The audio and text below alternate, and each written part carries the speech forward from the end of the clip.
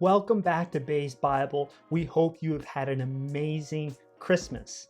As you know, here at Bay's Bible, we delve into the text of Scripture as it is used in the Revised Common Lectionary within the context of the church calendar. As such, January 6th marks the beginning of a very important season in the church year, Epiphany. Now, if you've ever been in a long-term committed romantic relationship, you might have experienced that sometimes you have disagreements about what constituted your first date. Was it when you finally decided to use the word date for what it was that you were doing, as opposed to just hanging out? Or was it when you finally decided it was worth the effort to brush your teeth before a Zoom conversation? Well, in the same way, in the early Christian church, there was some disagreement about when the birthday of Jesus was. In the broad Christian East, think of Egypt or Palestine, it was calculated to be January 6th or January 10th. However, in the broad Christian West, the decision came to be made to set Jesus' birthday as December 25th. Now, this was possibly an attempt of the church to rival a pagan celebration that was happening around the same time. You know, like those parents that want to come up with a Christian version of Halloween for the kids. Now, despite the different calendars and the broad disagreement, eventually the church came to be united in accepting both of these dates as important liturgical holidays. But they would come to have slightly different meanings. If Christmas is when you first met your sweetheart, Epiphany was your first proper date. Christmas was when we celebrated the birth of Jesus, his coming into the flesh, whereas Epiphany was when we celebrated the manifestation of Christ's divinity. As such then, here at Bay's Bible, our overall short lesson for the season of Epiphany is about witnessing and becoming witnesses to Christ's divine glory. During the season of Advent, we were anticipating the coming of Christ into the world. But now that he is here in Epiphany, we stand in joyful awe as we witness how God's splendor shines in the world.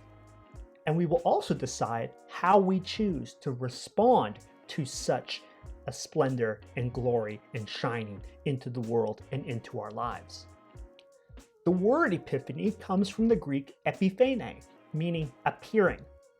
And like a light bulb going off in your mind that gives you a new idea, and suddenly it makes sense of everything, and you choose how to change how you live your life in response to such a grand epiphany, so too does God's splendor shine in the world, making sense of our experience in the world and also affecting how we see ourselves in the midst of this world where God's glory shines, and it changes how we choose to live in response to witnessing such glory.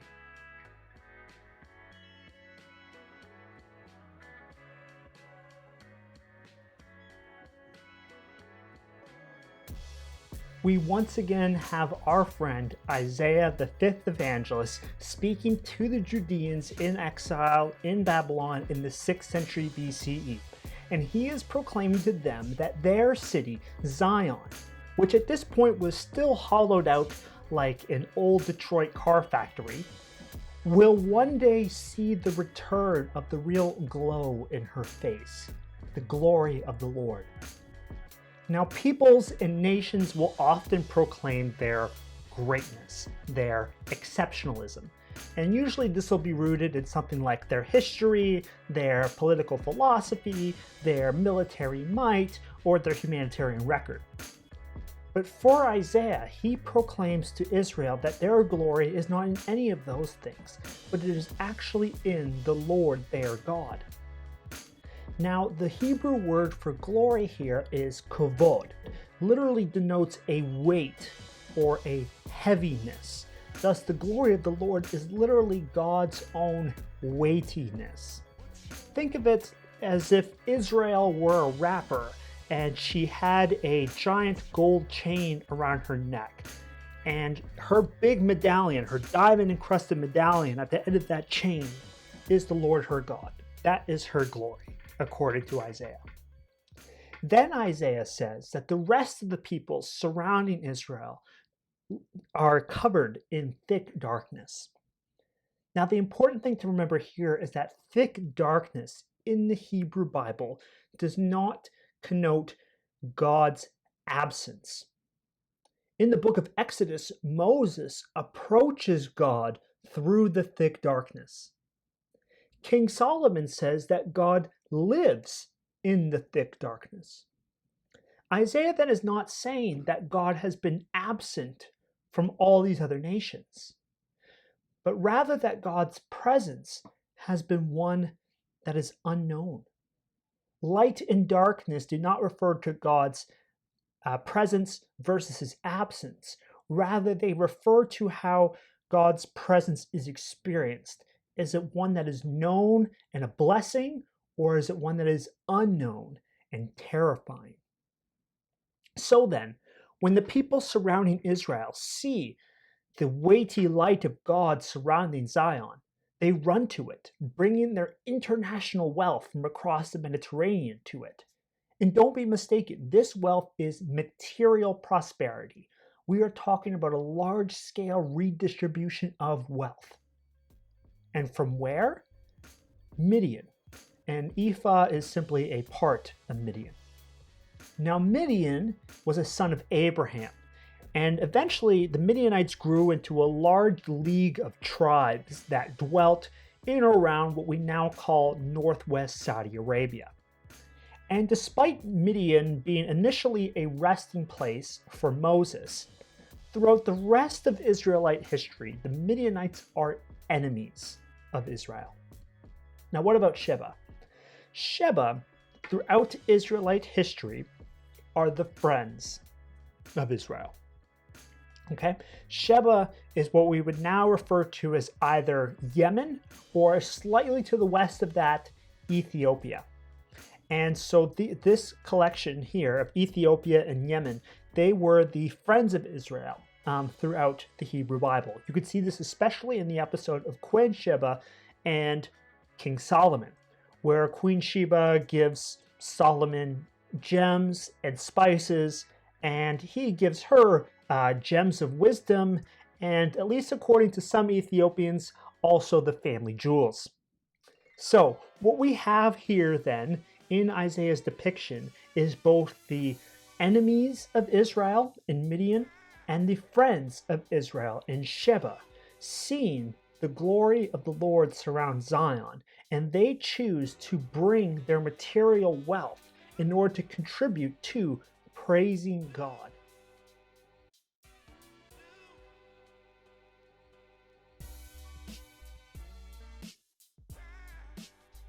Our psalm here is either authored by or written for King Solomon, who is the immediate successor to his father King David over the kingdom of Israel in the 10th century BCE. Remember how during the season of Advent we mentioned that God throughout the Psalms constantly had the name David on his lips in order to remind Israel of the promises that God made to David. Well, in some sense, King Solomon is the first example of God keeping those promises to King David. When the Messiah's reign, the Messiah, who is supposed to be a descendant of David, when the Messiah's reign is imagined and envisioned in the prophets, it looks a lot like the reign of King Solomon. See, King Solomon's reign began with incredibly good relationships with foreign powers, like King Hiram I of Tyre, by being an incredibly wise king with good judgment, by amassing an immense amount of wealth, more than Israel had ever seen or would ever see since.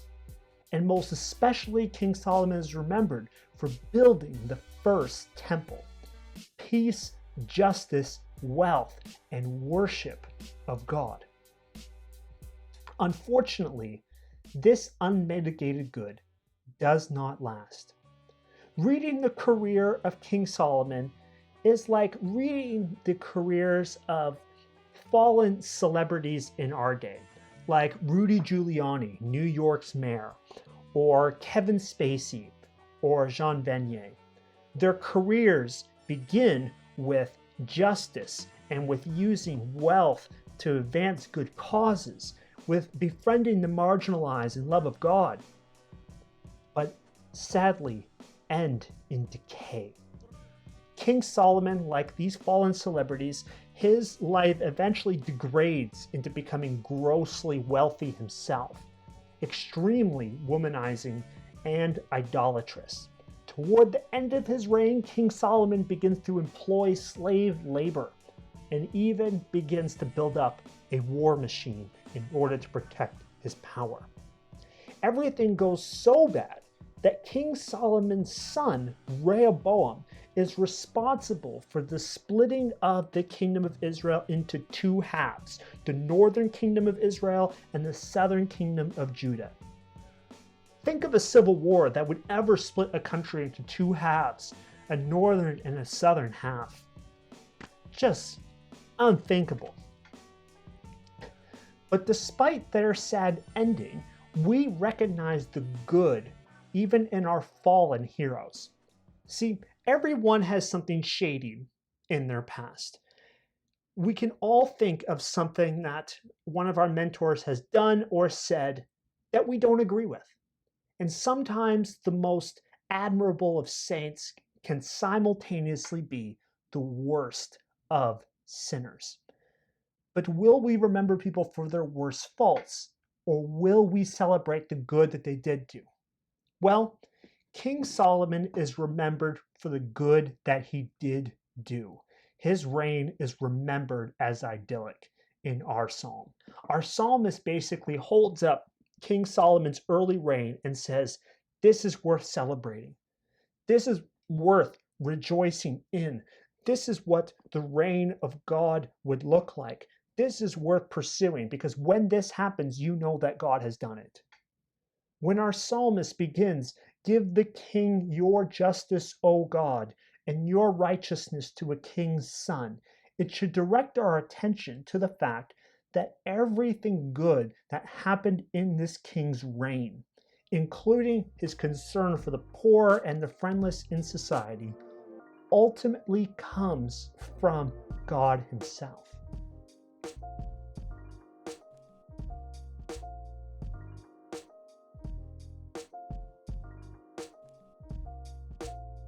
What may not be widely known is that verses 2 to 7 of our passage, despite being translated in English for clarity, in Greek it's actually one long run-on sentence, like a bad passage of Immanuel Kant of the Critique of Pure Reason. Now, let me try translating for you our passage here from the Greek so that you can see its run-on nature. So I'm not going to put periods where there aren't periods in the Greek, okay?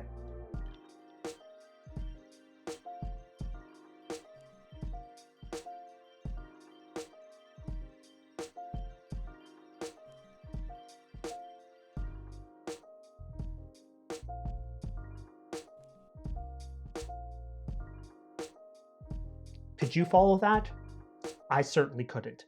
Now, but you can get a sense of the excitement that bubbles up in St. Paul as he is writing about this. Indeed, it's kind of funny to read St. Jerome's thoughts on this passage. St. Jerome is the 4th century Latin church father responsible for the Vulgate. In his commentary on this passage in St. Paul's letter to the Ephesians, St. Jerome writes, "After a diligent search, I have found nothing that answers to his prior clause. For he does not say, 'For this reason I, Paul, have done this or that, or have taught this or that.' Instead, leaving the thought in suspense, he goes on to other matters. Perhaps we ought to pardon him and look for his order and look for order in his meaning rather than in his words. It would seem that the boundless riches of Christ's glory are so indescribable that they go beyond the bounds of grammar. So what is the meaning for St. Paul? What we might often forget is that the grandeur of Paul's message for St. Paul is not the surprise that God suddenly cares about more than Jewish people, right? Ancient Israel did have a concept of the righteous Gentile, of a Gentile who, if they went through circumcision or other rites, could join themselves to the people of God, so that, if they became sufficiently Israelite, they could become part of the people of Israel. So for St. Paul, it's not this big shock that God suddenly cares about Gentiles. What for St. Paul is the amazing revelation is that this unity of the people of God has actually been brought about. For St. Paul, this universal reign has actually been brought about by the unity of the one body, showing forth the diversity of God's glory. It's actually been accomplished. It's actually been brought about. Henry Kissinger, the famous Secretary of State under Richard Nixon, he writes in his political manifesto something very important and pertinent to our passage. He writes in his manifesto, World Order, that world order cannot be achieved by any one country acting alone. To achieve a genuine world order, its components, while maintaining their own values, need to acquire a second culture that is global, structural, and juridical, a concept of order that transcends the perspective and ideas of any one region or nation. What is Kissinger saying here? Kissinger is saying that we need a world order in which each nation can preserve its own distinctiveness while at the same time being able to come together unified by something. Unity in diversity, as opposed to being unified by uniformity. St. Paul would have a very clear answer to this perennial problem of world order. St. Paul would say it was answered through the church, making known the wisdom of God in its rich variety, known to the rulers and authorities in the heavenly places. So then, as we witness to the glory of God, as it is shown forth in the rich diversity of the unified body of Christ, our response should be, like St. Paul, to become ourselves proclaimers of this mystery, so excited that perhaps we even lose our sense of grammar in doing so.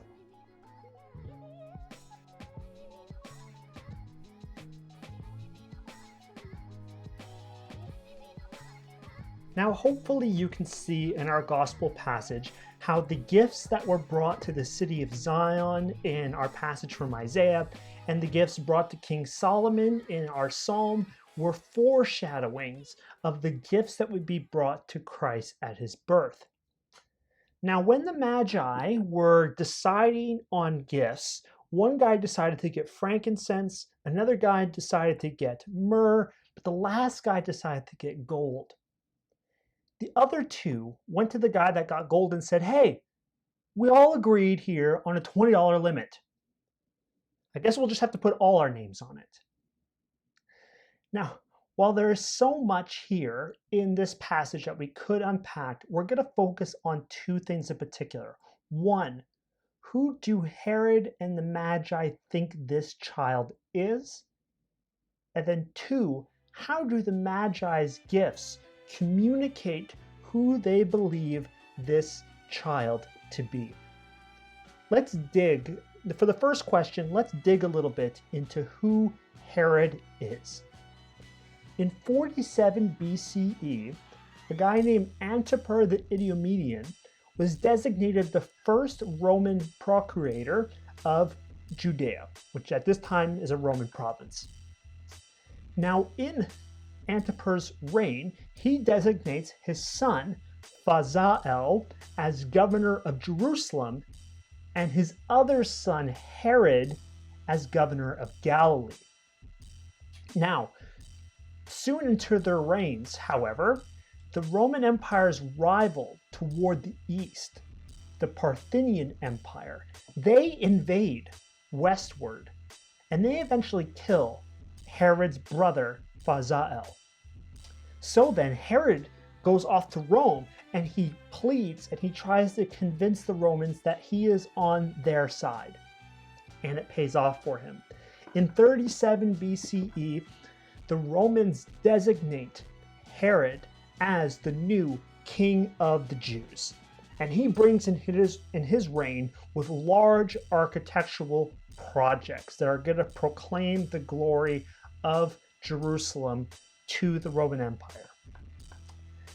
Now, despite these architectural feats, however, his people knew that he was not an ethnic Judean, nor was he a particularly close observer of the laws of the Torah.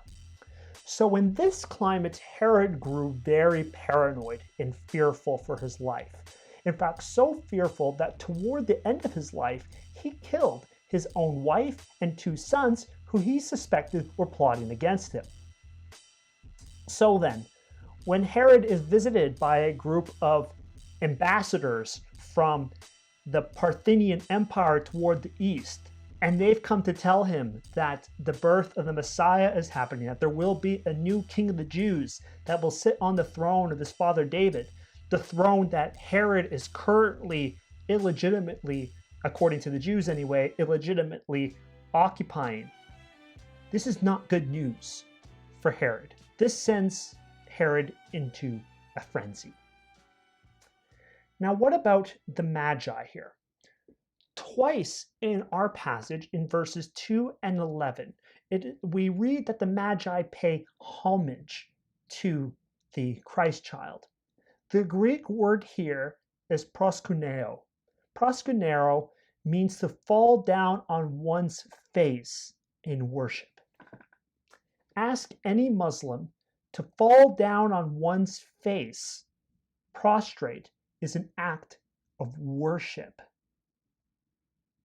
But what's even more interesting is what happens when we dig into the symbolism of the gifts of the Magi. Gold is a royal gift. We know this from our psalm.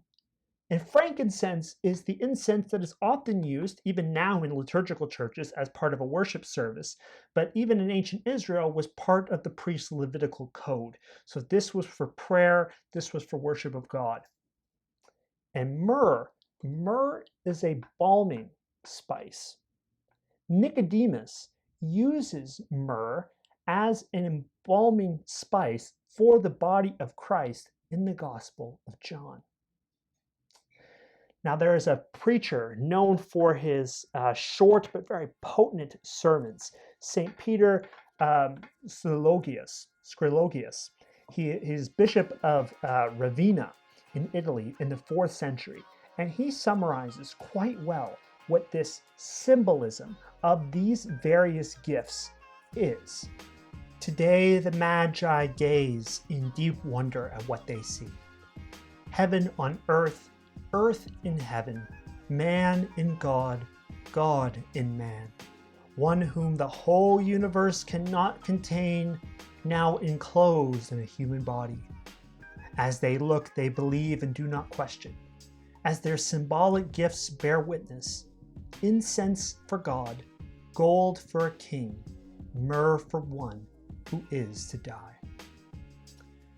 Our lesson then for Epiphany drawn from this passage is that as the Magi witness the divine glory of the Christ child, that their gifts of worship communicate who they believe that this Christ child is, who it is that they think that they are worshiping. And in the Magi's case, it is the God made flesh, come to give his life for the sins of the world. Friends, thank you for being with us here for this Epiphany season. Our overall short lesson for the season of Epiphany is about witnessing and becoming witnesses to Christ's divine glory. And we can see how we can become witnesses to this in 4 particular ways from our passages today. 1. By contributing our material prosperity for the purpose of worship. By remembering all that justice and true righteousness in the world comes from God. By becoming proclaimers of this mystery, even if we lose our sense of grammar in our excitement about it. And by communicating with our gifts who we believe Christ to be. Friends, thank you so much for gathering here today. If you have not seen our previous episodes, please feel free to go to our channel's page and to check out our episodes from Advent. In our description below for each video, you can find out how to support us by either following us on Facebook or Twitter or Instagram, and especially how you become a Patreon subscriber to contribute to the fundraising for this project to continue going forward into the future. We thank you so much, and we'll see you here again soon on Based Bible.